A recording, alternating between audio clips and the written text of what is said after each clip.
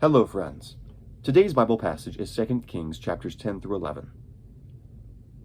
Now there were in Samaria 70 sons of the house of Ahab.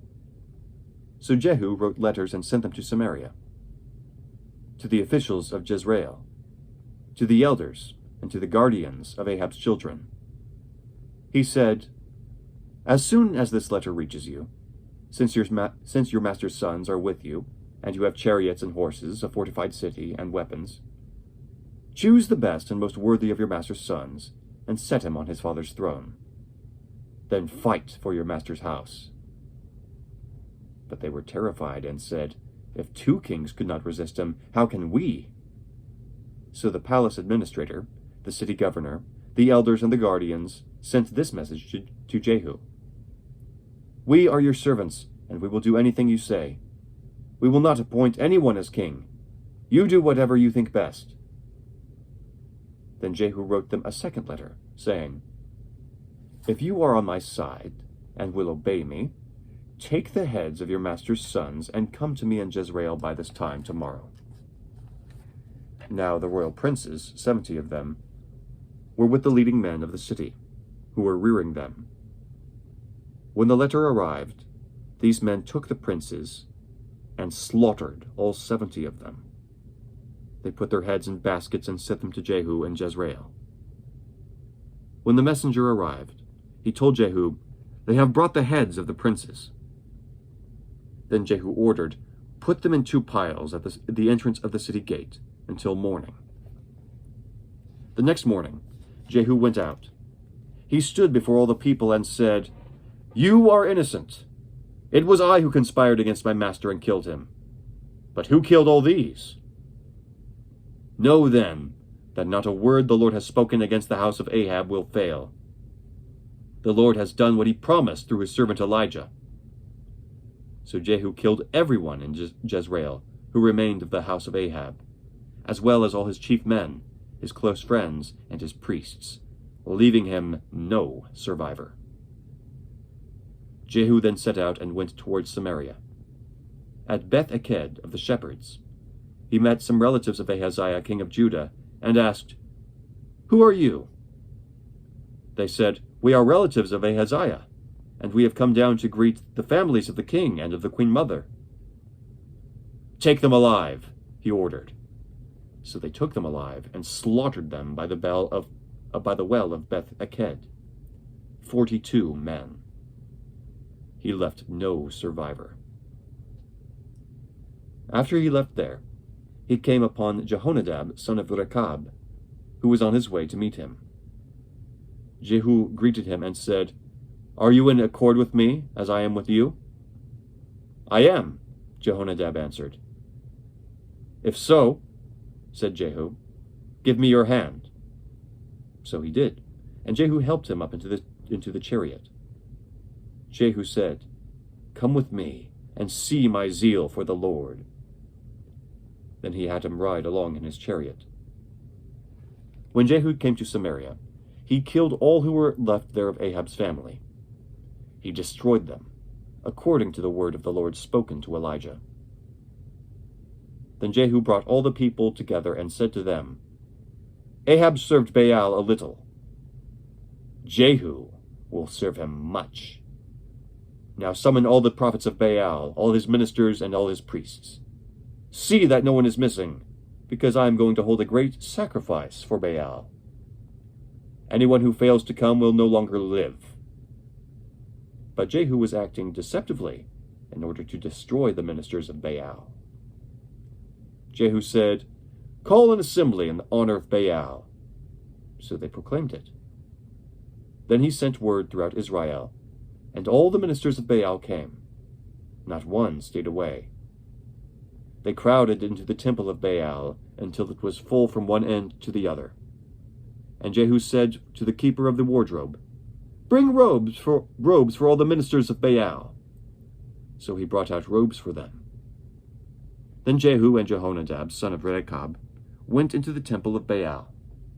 Jehu said to the ministers of Baal, "Look around and see that no servants of the Lord are here with you, only ministers of Baal." So they went in to make sacrifices and burnt offerings. Now Jehu had posted 80 men outside with this warning: "If one of you lets any of the men I am placing in your hands escape, it will be your life for his life." As soon as Jehu had finished making the burnt offering, he ordered the guards and officers, "Go in and kill them. Let no one escape." So they cut them down with a sword. The guards and officers threw the bodies out and then entered the inner shrine of the temple of Baal.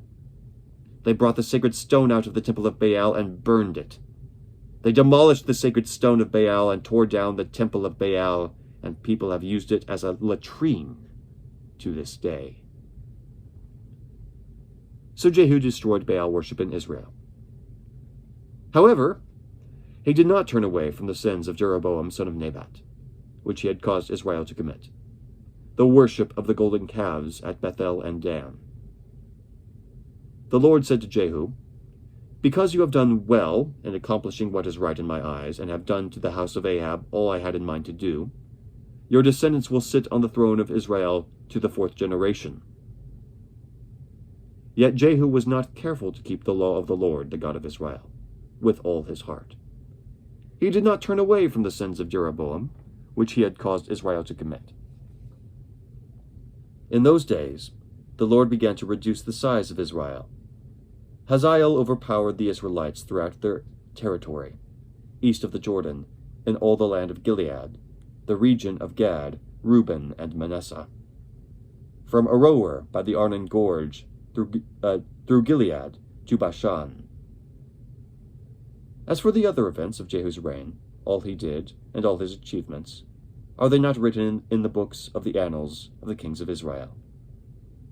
Jehu rested with his fathers, and was buried in Samaria, and Jehoahaz his son succeeded him as king. The time that Jehu reigned over Israel in Samaria was 28 years. When Athaliah, the mother of Ahaziah, saw that her son was dead, she proceeded to destroy the entire royal family. But Jehosheba, the daughter of King Jehoram and sister of Ahaziah, took Joash son of Ahaziah and stole him away from among the royal princes, who were about to be murdered. She put him and his nurse in a bedroom to hide him from Athaliah, so he was not killed. He remained hidden with his nurse at the temple of the Lord for 6 years, while Athaliah ruled the land. In the 7th year, Jehoiada sent for the commanders of units of 100. The Carites and the guards had them brought together to him at the temple of the Lord. He made a covenant with them and put them under oath at the temple of the Lord. Then he showed them the king's son. He commanded them, saying, "This is what you are to do. You who are in the 3 companies that are going on duty on the Sabbath, a third of you guarding the royal palace, a third at the Sur gate, and a third at the gate behind the guard, who take turns guarding the temple. And you who are in the other 2 companies that normally go off Sabbath duty, are all to guard the temple for the king. Station yourselves around the king, each man with his weapons in his hand. Anyone who approaches your ranks must be put to death. Stay close to the king wherever he goes." The commanders of units of 100 did just as Jehoiada the priest ordered. Each one took his men, those who were going on duty on the Sabbath, and those who were going off duty, and came to Jehoiada the priest. Then he gave the commanders of the spears and shields that had belonged to King David and that were in the temple of the Lord. The guards, each with his weapon in his hand, stationed themselves around the king, near the altar and the temple, from the south side to the north side of the temple. Jehoiada brought out the king's son and put the crown on him. He presented him with a copy of the covenant and proclaimed him king. They anointed him, and the people clapped their hands and shouted, "Long live the king!" When Athaliah heard the noise made by the guards and the people, she went to the people at the temple of the Lord.